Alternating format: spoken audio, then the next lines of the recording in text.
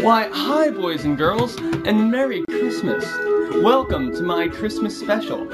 As you can see, I'm dressed up for the cold because, oh, the weather outside is frightful, but the fire is, well, no, there's no fire actually in my apartment because that would, violate some fire codes to the other and probably burn my apartment down. So, I will probably not avoid any pyrotechnics, but, oh, boy, it sure was cold out there in Santa Land and whatever.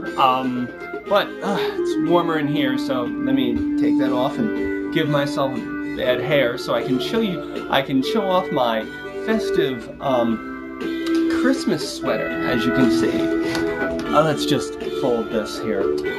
But very much thank you so much for coming to share this very special Christmas with me. As you know, I am your host, Charles Lupula, and boy, it sure feels nice to get that off. I may look a little skinny because I've been sick the last few days and I'm just getting my appetite back now. But thankfully, I'm going to share a Christmas dinner tonight. But first, let's talk about this joyous holiday season. Yeah, joyous. Christmassy, deck the halls and stuff.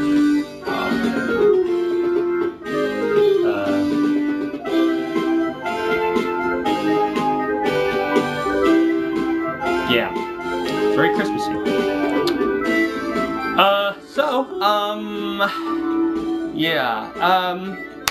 Well, let's start right away because, boy, am I hungry. Let's start with the big Christmas feast. I'm going to show you how to do this the Charles Lupula way. Okay, first, what you're going to need is some white bread. I buy this one because it's the cheapest. The other ones are like $3 each for a loaf, and this one is only about $1.29. $3 is really expensive for food. So, well, not food, but white bread in particular. So, I remember the days back when white bread used to be 99 cents a loaf, and that was for the good stuff, for the Wonder Bread. Nowadays, just the fucking, generic little bread type thing, it's $1.39 or 29 or whatever, but it's still more expensive, so. Anyway, let's get this Christmas party on the road. Yeah, let's help make this the best Christmas ever. So, anyway, what you do is then you get yourself a plate. Now you're gonna need a special tool, and this tool is a butter knife. Okay, now let's take some of these pieces of bread out of our bag. Now, I also want to just warn you, if at any point I'm interrupted by the many Christmas revelers at my place, please don't be disturbed, because Christmas is a time for families to get together. And well, no, my family isn't here. I've actually been alone the whole day. My roommate's not even here today either, so I'm just kind of here by myself. Anyway, back to the greatest Christmas special ever. So, okay, because I haven't really eaten anything all day because the grocery store is closed, I'm going to make 2 triple-decker sandwiches for myself. Now, I understand some of you may think that's a little too much white bread, but believe me, it's Christmas. You should treat yourself.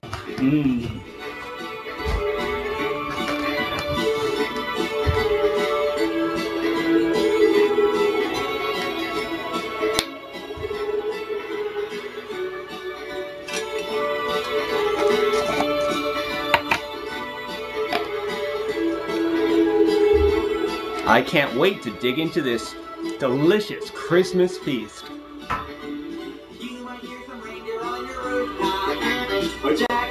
So, how are you all doing? Everyone still employed? Our economy is not all that great, but you have to remember, we can't tax the rich because they're the job creators. And obviously, from the fact that all of us are, you know, gainfully employed and filled with healthcare benefits and none of our families are starving, obviously they're doing a great job of creating those jobs. So, we can't tax them because then they'd move to someplace else. And we'd certainly hate for that to happen, wouldn't we? I know I certainly would.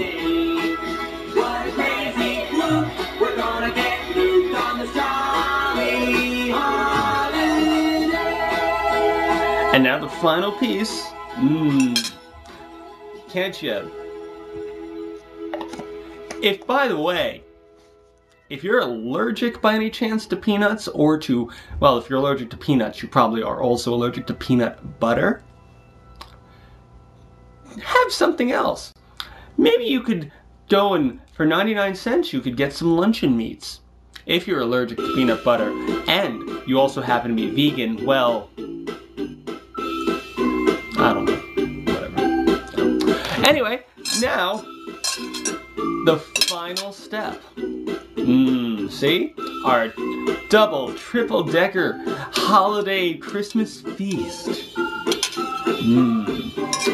Alright, I remember the days when I used to have turkey on Christmas, but, you know, that would require me to have a stove and the gas has been turned off because it was too expensive to keep going.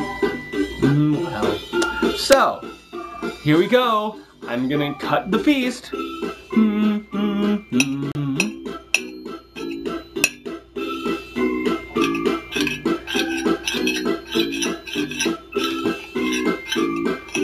Alright, let me try this. I would recommend doing this if you have perhaps a glass of a beverage of some sort. I don't have any beverages at the moment, but I'll just eat this dry.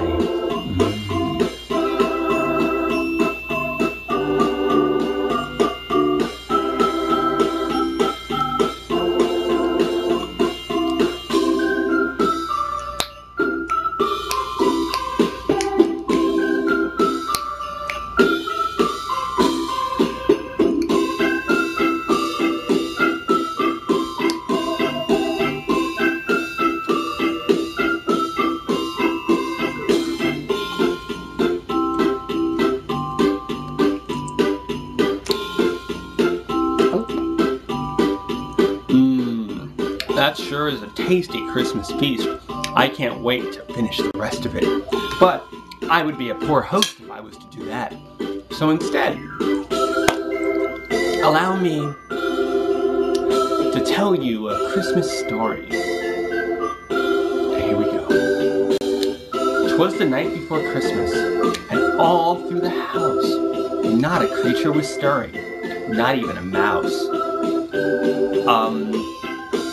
Something about a kerchief and their stockings too. Oh, the children were hung by the chimney with care. And the thoughts that were the children hung? No. The thought that Saint Nicholas would still would soon be there, right? And he gave him presents. And Tiny Tim could walk. And that's when Jacob Marley came in, and he had chains.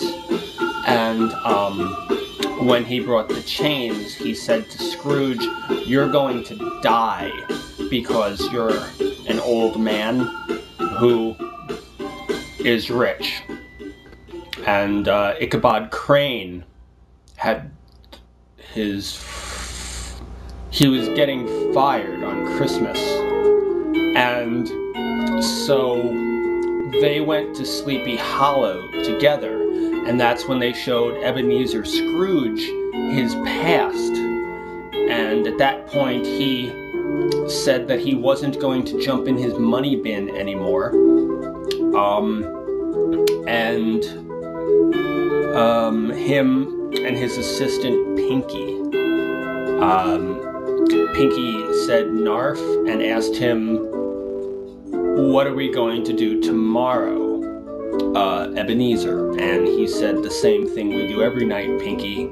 try to take over the world. And Jacob Marley had chains, and then there were the happy people of Whoville, and they were in a laboratory being experimented on, and their genes were being spliced, and that's why the Grinch stole Christmas. But his heart was, he had a 10-foot pole where his heart was supposed to be, and then the Great Pumpkin taught him the meaning of Christmas, and then the Oogie Boogie Man had worms inside him because he was made of burlap, even though everyone else was made of clay.